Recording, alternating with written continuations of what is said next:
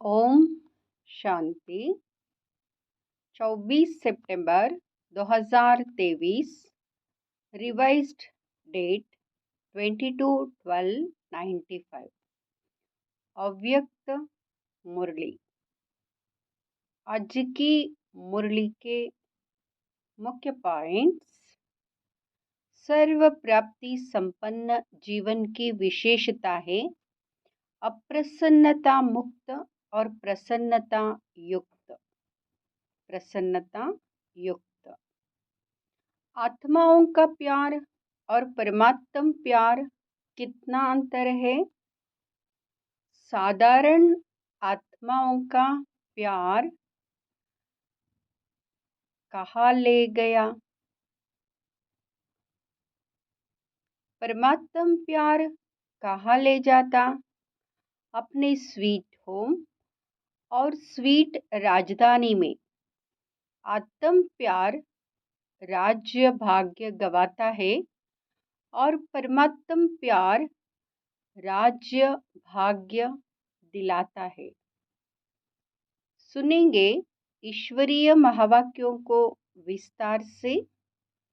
सर्व प्राप्ति संपन्न जीवन की विशेषता है अप्रसन्नता मुक्त और प्रसन्नता युक्त। आज प्यार के सागर बाप दादा अपने प्रेम स्वरूप आत्माओं को देख रहे हैं। हर एक के दिल में परमात्म प्यार समाया हुआ है। ये परमात्म प्यार प्राप्त भी एक ही जन्म में होता है। 83 जन्म देवात्माएं व साधारण आत्माओं द्वारा मिला। सोचो, याद करो, सारे कल्प का चक्कर लगाओ। स्वदर्शन चक्रधारी होना तो 1 सेकेंड में सारे कल्प का चक्कर लगाया। 83 जन्मों में परमात्म प्यार मिला था? नहीं मिला। सिर्फ इस संगम पर एक जन्म में परमात्म प्यार प्राप्त हुआ। तो अंतर को जान लिया ना। आत्माओं का प्यार और परमात्म प्यार कितना अंतर है? साधारण आत्माओं का प्यार कहाँ ले गया? क्या प्राप्त कराया? अनुभव है ना। और परमात्म प्यार कहाँ ले जाता? अपने स्वीट होम और स्वीट राजधानी में। आत्म प्यार राज्य भाग्य गवाता है और परमात्म प्यार राज्य भाग्य दिलाता है। और इसी जन्म में, ऐसे नहीं कि सिर्फ भविष्य के आधार पर चल रहे हो। नहीं, डायरेक्ट परमात्म प्राप्ति तो अब है। वर्तमान के आगे भविष्य भी कुछ नहीं है। आप लोग गीत गाते हो ना कि स्वर्ग में क्या होगा और क्या नहीं होगा। और अभी का गीत क्या है? जो पाना था वो पा लिया, वह पाना है, पा लिया। पांडवों ने पा लिया। गोपियों का तो गायन है ही। इस समय का गायन है कि अप्राप्त नहीं कोई वस्तु ब्राह्मणों के खजाने में। देवताओं के खजाने में नहीं, ब्राह्मणों के खजाने में। तो अभी ब्राह्मण होना तो अनुभव करते हो कि अप्राप्त नहीं कोई वस्तु, और ये प्राप्तियां अविनाशी है, अल्पकाल की नहीं है। तो जिसको सर्व प्राप्तियां है उसके जीवन में क्या विशेषता होगी? सब प्राप्तियां है, एक भी कम नहीं है। तो उसकी चलन और चेहरे में क्या विशेषता दिखाई देगी? सदा प्रसन्नता। कुछ भी हो जाए, लेकिन सर्व प्राप्तिवान अपनी प्रसन्नता छोड़ नहीं सकता। अप्रसन्नता कभी भी होती है तो चेक करो कि अप्राप्ति का अनुभव होता है या सर्व प्राप्तियों का। आज बाप दादा ने बहुत ही सेवा केंद्र और उप सेवा केंद्र देखे। विदेश में नहीं, देश में सेवा केंद्र देखे। सेवा केंद्र में विशेष तो सेवादारी है। तो आज चक्कर लगाते हुए सेवादारी और सेवा स्थान दोनों देखे। हर एक स्थान में, चाहे छोटे चाहे बड़े, सभी में चेक किया कि सेवादारी तन से, मन से, धन से और सेवा के संबंध संपर्क से कितने प्रसन्न हैं। कोई विशेष बात है तो क्या देगा। तन तो सबके पुराने है ही, चाहे जवान है चाहे बड़े हैं छोटे, और ही बड़ों से भी कहाँ कहाँ कमजोर है। चाहे बीमारी बड़ी है, लेकिन बीमारी की महसूसता की मैं कमजोर हूँ, मैं बीमार हूँ, ये बीमारी को बढ़ा देती है। क्योंकि तन का प्रभाव मन पर आ गया तो डबल बीमार हो गए। तन और मन दोनों से डबल बीमार होने के कारण बार बार सोल कॉन्शियस के बजाय बीमारी कॉन्शियस हो जाते हैं। तो क्या देखा कि तन से तो मेजॉरिटी बीमार कहो या हिसाब किताब चुकत करना कहो कर रहे हैं, लेकिन 50% डबल बीमार और 50% सिंगल बीमार है। बाकी होना क्या चाहिए, कभी भी मन में बीमारी का संकल्प नहीं लाना चाहिए। मैं बीमार हूँ, मैं बीमार हूँ। लेकिन होता क्या है, ये पाठ पक्का हो जाता है कि मैं बीमार हूँ। कभी कभी किसी समय बीमार होते नहीं है, लेकिन मन में खुशी नहीं है तो बहाना करेंगे कि मेरे कमर में दर्द है। क्योंकि मेजॉरिटी को या तो टांग दर्द या कमर का दर्द होता है। कई बार दर्द होता नहीं है, फिर भी कहेंगे मेरे को कमर में दर्द है। अभी किसकी चेकिंग कैसे करें? डॉक्टर्स के पास इसका कोई थर्मामीटर है जो कमर दर्द है या नहीं वो चेक कर सके? एक्सरे कराओ, ये कराओ, वो तो और ही खर्चा लगाओ। तो क्या देखा, तन के भी तन के बारे में सुनाया। कई सेवादारी ऐसे दिखाई दिए। सेवादारी आप सभी हो, ऐसे नहीं समझना सिर्फ टीचर्स की बात है। सेवादारी आप प्रवृत्ति वाले भी हो ना, कि जो सेंटर्स पर रहते हैं वो सेवादारी है। आप लोग प्रवृत्ति में रहने वाले भी सेवादारी हो। कभी आपके घरों का भी चक्कर लगाएंगे, देखेंगे कि कैसे सोते हो, कैसे उठते हो, डबल बेड है, सिंगल बेड है। अच्छा, ये तो आज के चक्कर की बात है। ये तो आज के चक्कर की बात है। आजकल के हिसाब से दवाइयाँ खाना ये बड़ी बात नहीं समझो। क्योंकि कलयुग का वर्तमान समय सबसे शक्तिशाली फ्रूट है, ये दवाइयाँ है। देखो, कोई रंग बिरंगी तो है ना, कलयुग के लास्ट का यही एक फ्रूट है, तो खा लो प्यार से। दवाई खाना ये बीमारी याद नहीं दिलाता। अगर दवाई को मजबूरी से खाते हो तो मजबूरी की दवाई बीमारी याद दिलाती है, और शरीर को चलाने के लिए एक शक्ति बढ़ रहे हैं। उस स्मृति में खाएंगे तो दवाई बीमारी याद नहीं दिलाएगी, खुशी दिलाएगी। तो बस 2-3 दिन में दवाई से ठीक हो जाएंगे। आजकल के तो बहुत नए फैशन हैं। कलयुग में सबसे ज़्यादा इन्वेंशन आजकल दवाइयाँ या अलग अलग थेरेपी निकाली है। आज फलानी थेरेपी है, आज फलानी, तो ये कलयुग के सीजन का शक्तिशाली फल है। इसलिए घबराओ नहीं, लेकिन दवाई कॉन्शियस, बीमारी कॉन्शियस होकर नहीं खाओ। तो तन की बीमारी होनी ही है, नई बात नहीं है। इसलिए बीमारी से कभी घबराना नहीं। बीमारी आई और उसको फ्रूट तोड़ा खिला दो और विदाई दे दो। अच्छा, ये हुआ तन की रिजल्ट। फिर और क्या देखा? फिर और क्या देखा? मन मन में क्या देखा?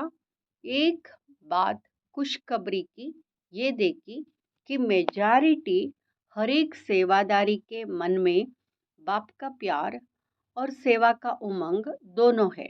बाकी 25% कोई मजबूरी से चल रहा है, वो छोड़ो। लेकिन मेजॉरिटी के मन में ये दोनों बातें देखी, और ये भी देखा कि बाप से प्यार होने के कारण याद में भी शक्तिशाली हो बैठने का, चलने का, सेवा करने का अटेंशन बहुत देते हैं। लेकिन खेल क्या होता है कि चाहते हैं कि याद की सीट पर अच्छी तरह से सेट होकर बैठ जाए। लेकिन थोड़ा टाइम तो सेट होते हैं, फिर हिलना डुलना शुरू होता है। जैसे बच्चा होता है, उसको ज़्यादा टाइम सीट पर बिठाओ तो हिलेगा ज़रूर, तो मन भी अगर कंट्रोल में, ऑर्डर में नहीं है, तो थोड़ा टाइम तो बहुत अच्छे बैठते हैं, चलते हैं, सेवा भी करते हैं, लेकिन कभी सेट होते हैं, कभी अपसेट भी हो जाते हैं। कारण क्या है? होना सेट चाहते हैं, लेकिन अपसेट क्यों होते हैं? कारण क्या है? एकाग्रता की शक्ति, दृढ़ता की शक्ति, उसकी कमी है। प्लान बहुत अच्छा सोचते हैं, ऐसे बैठेंगे, ये अनुभव करेंगे, फिर ये सेवा करेंगे, फिर ऐसे चलेंगे, लेकिन कर्म करने में या बैठे बैठे भी दृढ़ता की शक्ति कम हो जाती है और बातों में मन बुद्धि बंट जाते हैं। चाहे काम में बिजी नहीं है, लेकिन व्यर्थ संकल्प ये सबसे बड़ा काम है जो अपने तरफ खींच लेता है। तो स्थूल काम नहीं भी हो, लेकिन दृढ़ता की शक्ति बढ़ने के कारण मन और बुद्धि सीट पर सेट होने के बजाय हलचल में आ जाते हैं। बाप दादा ने आप सबको जो काम दिया था वो देखा। बाप दादा के पास सब चिटकियां पहुंची, लेकिन कई बच्चे बड़े चालाक हैं। चालाकी क्या करते हैं? चिट्ठी लिखते हैं, लेकिन नाम नहीं लिखते। ऐसे समझकर करते हैं बाबा तो जानता है, फिर भी अगर काम दिया है तो काम तो पूरा करो ना। टीचर अगर कहे ये लिख कर आओ और टीचर को कहो कि आप तो जानते हो ना मुझे ये लिखना आता है, तो टीचर मानेगा? तो कई तो नाम ही नहीं लिखते। लेकिन जो भी जिस ग्रुप में काम दिया है, मेजॉरिटी सबकी ये खुशी की बात देखी कि सबने लिखा है कि हम डायमंड जुबली तक करके दिखाएंगे। ये मेजॉरिटी का है, आप सबका भी है। जीवन मुक्त हो जाएंगे। अगर सभी बातों से मुक्त हो गए तो क्या हो जाएंगे? जीवन मुक्त हो जाएंगे ना। तो सभी ने अपनी हिम्मत उमंग अच्छा दिखाया है, चाहे फॉरेन वालों ने, चाहे भारत वालों ने। उमंग उत्साह सभी का अच्छा है। कोई कोई ने, बहुत तोड़ों ने लिखा है कि हमको टाइम लगेगा। लगने दो उन्हों को, आप लोग तो जीवन मुक्त हो जाओ। तो रिजल्ट में देखा कि सभी को उमंग है कि डायमंड जुबली में कुछ करके दिखाए। लेकिन बाप दादा ने देखा कि जितना अपने आप को डायमंड बनाने का उमंग उत्साह है, उतना ही डायमंड जुबली वर्ष में सेवाओं के प्लान भी बहुत फास्ट बनाए हैं। फास्ट बनाए हैं इसमें मैं बाप दादा खुश है। लेकिन ऐसा नहीं कहना कि बहुत सेवा का बोझ था ना, इसलिए थोड़ा नीचे ऊपर हो गया। ये बाप दादा नहीं चाहते। सेवा जो स्वयं को व दूसरे को डिस्टर्ब करे, वो सेवा नहीं है, स्वार्थ है।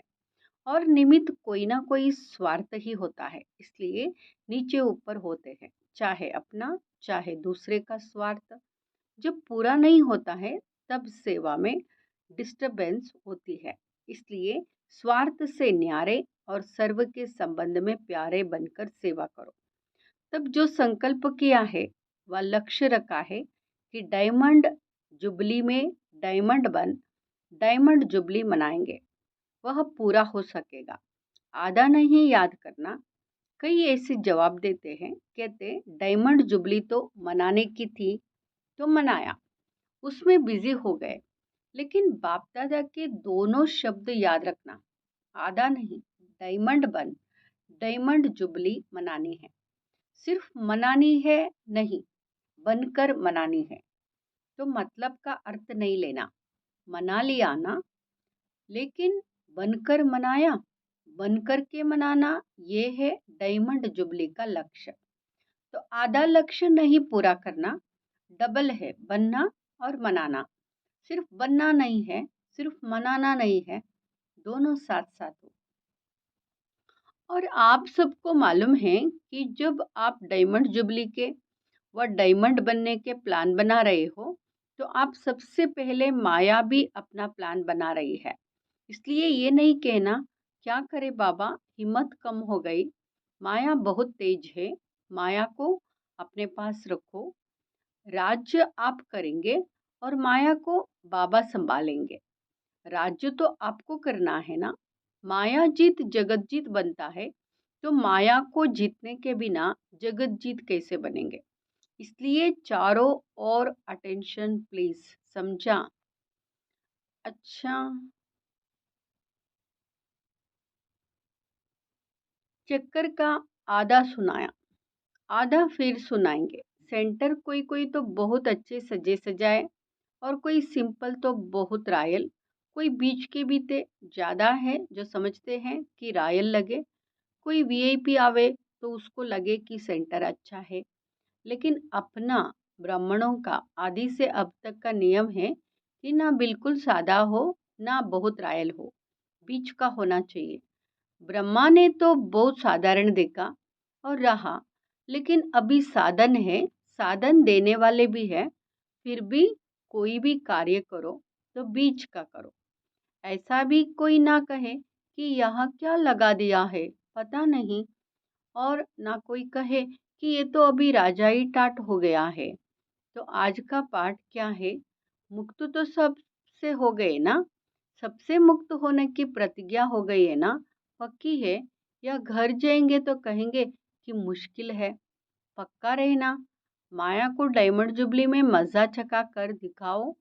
मास्टर सर्वशक्तिमान हो, कम तो नहीं हो। मास्टर सर्वशक्तिमान हो, कम तो नहीं हो। अच्छा, डबल फॉरेनर्स भी बहुत आए हैं। स्थापना के कार्य की डबल शोभा डबल विदेशी है। बाप दादा जानते हैं कि कितने मेहनत से युक्ति से कहाँ पहुँचते हैं। अगर लगन कम हो तो पहुँचना भी मुश्किल लगे। एक तरफ बाप दादा सुनते हैं कि मनी डाउन हो गई है और दूसरे साल देखते हैं और भी विदेशी ज़्यादा आ गए हैं। तो ये हिम्मत है। रशिया का ग्रुप भी आया है ना, रशिया वालों ने टिकट कहाँ से लाई? इन्हों की कहानियाँ बहुत अच्छी सुनने वाली है।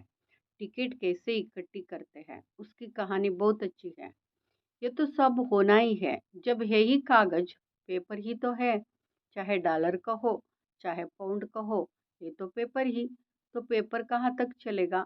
सोने का मूल्य है, हीरे का मूल्य है, पेपर का क्या है? मनी डाउन तो होनी ही है। और आपकी मनी सबसे ज़्यादा मूल्यवान है। जैसे शुरू में अखबार में डलवाया था ना कि ओम मंडली रिचेस्ट इन द वर्ल्ड। कमाई का साधन कुछ नहीं था। ब्रह्मा बाप के साथ एक दो समर्पण हुए और अखबार में डाला रिचेस्ट इन द वर्ल्ड। तो अभी भी जब चारों ओर ये स्थूल हलचल होगी, फिर आपको अखबारों में नहीं डालना पड़ेगा। आपके पास अखबार वाले आएंगे और खुद ही डालेंगे, टीवी में दिखाएंगे कि Brahma Kumari richest in the world. क्योंकि आपके चेहरे चमकते रहेंगे, कुछ भी हो जाए।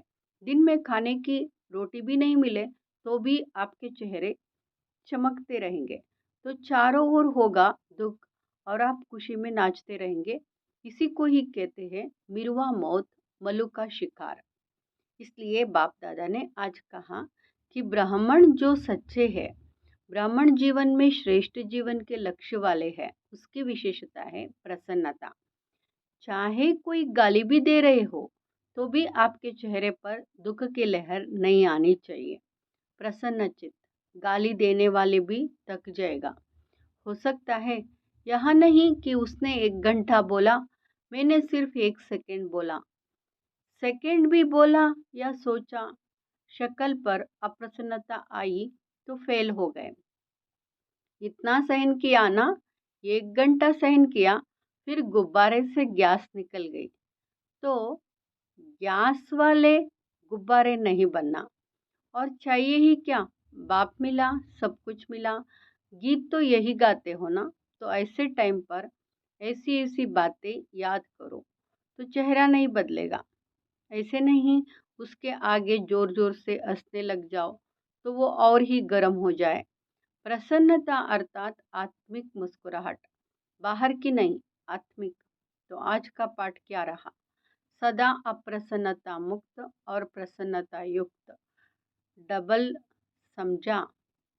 अच्छा,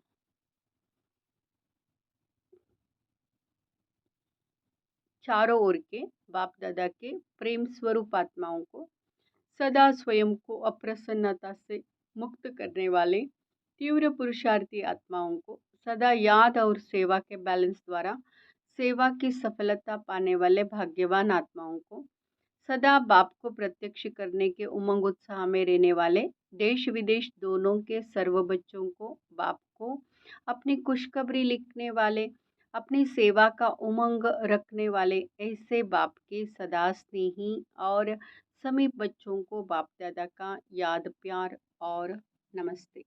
हम बच्चों का भी बाप दादा को याद प्यार नमस्ते। शुक्रिया बाबा, शुक्रिया।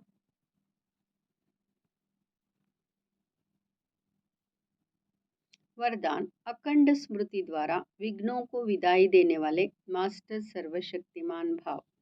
अखंड स्मृति द्वारा विघ्नों को विदाई देने वाले मास्टर सर्वशक्तिमान भाव। मास्टर सर्वशक्तिमान भाव। संगम योग विघ्नों को विदाई देने का युग है। जिसको आधा कल्प के लिए विदाई दे चुके उसको फिर आने ना दो। सदा याद रखो, हम विजयी रतन हैं, मास्टर सर्वशक्तिमान हैं। यह स्मृति अखंड रहे तो शक्तिशाली आत्मा के सामने माया का विघ्न आ नहीं सकता। विघ्न आया फिर मिटाया तो अखंड अटल नहीं कहेंगे। इसलिए सदा शब्द पर अटेंशन दो। सदा याद में रहने से सदा निर्विघ्न रहेंगे और विजय का नगाड़ा बजता रहेगा। और विजय का नगाड़ा बजता रहेगा। स्लोगन।